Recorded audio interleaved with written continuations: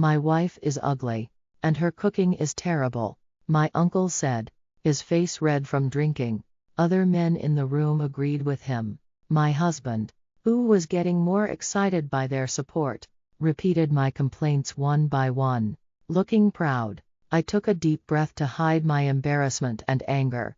Suddenly, my mother-in-law stood up and stared at my husband. Is that all you have to say? She said. Everyone went silent. My name is Emma, and I'm 40 years old. I work in a medical office. I met my husband, Tom, who is 4 years older than me, through our shared love for tennis. We've been married for 13 years and really want children, but we can't have any, which makes me sad. My in-laws live separately but always worry about us, especially my mother-in-law. I have a good relationship with her. We often go out for lunch and shopping. My mother passed away when I was young, so my mother-in-law is like a real mother to me. She loves me as if I were her own child.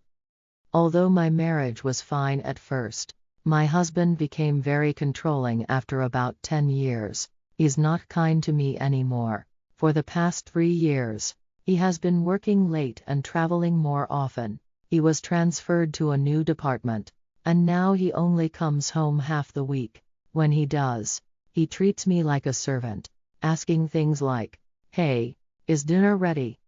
One day, I finally told him, "You're not a child anymore. You should prepare your own clothes." He responded angrily, saying, "It's your duty to obey me as my wife.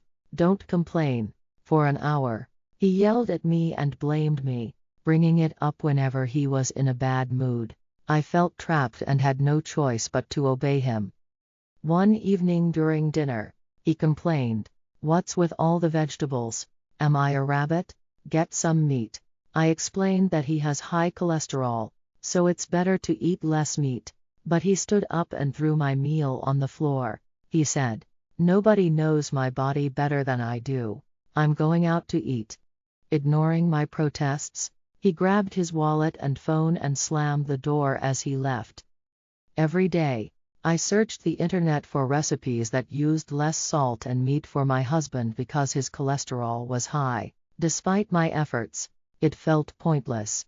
When my husband came home 3 hours later, he was humming a song and seemed drunk.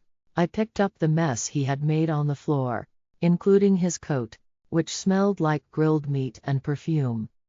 I had suspected my husband was cheating before, but I had no proof, so I tried not to worry. However, the smell of the perfume made me more certain this time. Whenever he was in a bad mood, he would leave without saying anything and would take a long bath when he got home. I could smell that same perfume from his coat, even from the laundry basket. Feeling increasingly confident that he was cheating, I decided to gather evidence. 3 weeks later, we were on our way to my in-laws' house for New Year's Day. All the relatives gather at my husband's parents' house for a party. When we arrived, my mother-in-law had prepared a beautiful and delicious New Year's dinner. My husband and I wished everyone a Happy New Year. "You don't have to be shy, Emma. Go ahead and eat," my mother-in-law said. "Thank you very much," I replied. But my husband looked dissatisfied as I sat down to enjoy the food. "Hey, where are the chopsticks?" he shouted. I went to the kitchen, got them from my mother-in-law, and handed them to him. "Where are the cups?" he asked next. He complained, "Can't she do that without being asked? You should pay attention to what's around you." Even with all our relatives present, my husband continued to insult me. "I'm not a mind reader. You should at least tell me what you need." I held back my irritation and gave him a glass. He drank sake with a smile while the relatives watched him. "Would you like a drink too, Emma?" my uncle asked. But before I could respond, my husband said, "No, she's my driver." My mother-in-law and other female relatives were busy in the kitchen, preparing lunch and bringing drinks and snacks to the men. I was also wearing an apron I brought from home and working non-stop. My father-in-law and the other men were having a great time, drinking one beer after another. I could hear them laughing loudly. "I'm sorry you all have to work so hard," my mother-in-law said. "Let's take a break. I've prepared some hot tea for us." While we were drinking tea and chatting, I heard my husband's voice from the living room. "Let's play a game and say things we can't normally say. It's a new year," he suggested. The men cheered at his idea. The loser of rock paper scissors gets to speak their mind. My husband, who had drunk too much, could barely speak. "That sounds like fun." My mother-in-law smiled, clearly interested. I had a plan for this New Year's party, too. When my husband spoke up, I saw my chance. I took something from my bag and put it in my apron pocket. The game of rock paper scissors started, and the losers began to complain about their jobs and salaries. "So true," the others agreed. Finally, my husband lost, and it was his turn to voice his complaints. I felt a mix of excitement and nervousness about what he would say. "My complaint is that my wife is unattractive and her food tastes bad," he declared. I was shocked and couldn't think straight. My father-in-law awkwardly cleared his throat, saying, "When you got married, you were praising her beauty and cooking skills." "That was a long time ago, Dad," my husband replied. "Now she only serves tasteless food that looks like rabbit food." My uncle's face turned serious. "That's terrible." As his wife, she should do better, he added. Other men agreed, but no one knew that I had been trying hard every day to cook for my husband's health. Hearing their comments made me feel embarrassed and angry. I wanted to run away. The conversation shifted to other men complaining about their wives. "I work hard, so I deserve a bigger allowance." They told their wives to stop whining and just obey them. My father-in-law smiled, but the women looked down in silence. Then it was my husband's turn again. "Everyone is lucky to have children," he said. "My wife is defective and can't have kids." He should know how much I wanted children. I never imagined he would insult me like that. Sadness and frustration filled my heart. I took a deep breath to keep from crying. "It will be okay, Emma," my mother-in-law said gently, taking my hand. She sighed deeply, stood up, and approached my husband with a serious expression I had never seen before. "Is that all you have to say?" she yelled. The men were surprised. She usually seemed kind and obedient. The lively atmosphere in the room suddenly turned quiet. "Hey, we're all having a good time," my father-in-law said to my mother-in-law. "There's no need to be angry." "Are you kidding? You guys are the only ones enjoying yourselves. You should stop them. Shame on you, defective woman," my mother-in-law shot back. "Yes, that's right," my father-in-law replied, looking troubled. "Can't you see that we have things to say, too?"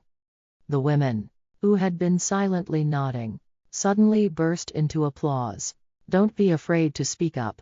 Say what you want, and it will feel better," my mother-in-law encouraged. Her words inspired the women to share their true feelings. One after another, they voiced their complaints. "If you want a bigger allowance, increase your income," one said. "If you don't want us to complain, do things yourself," another added. "I'd rather have you help me." As the wives made clear complaints, the men were left speechless and began to apologize. But my husband remained cold and uninterested. "What's wrong with telling the truth? Why should I apologize?" he said defiantly. His question was met with awkward glances from the other men. "I will not apologize," he insisted. "I have an unattractive wife, a bad cook, and a defective woman who can't have children."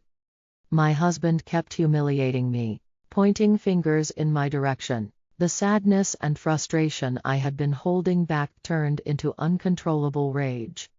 "You have no right to say that to me," I said calmly as I approached him, secretly controlling my cell phone that I had hidden in my apron pocket. "It's not fair that you get to relieve your stress while I can't. You have complaints about me, right? Well, I'd love to share mine too."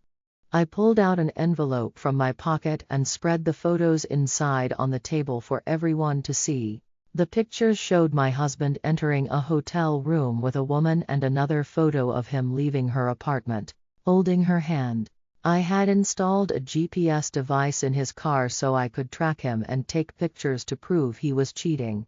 I planned to discuss this privately with my mother-in-law later, but I felt I had to do it now. Everyone in the room was shocked, and the atmosphere became chaotic. My husband was visibly agitated as he collected the photos. "It's common for husbands to cheat, right, guys?" he asked the other men, but no one agreed. My uncle, who had previously supported my husband, said firmly, "No, that can't be forgiven."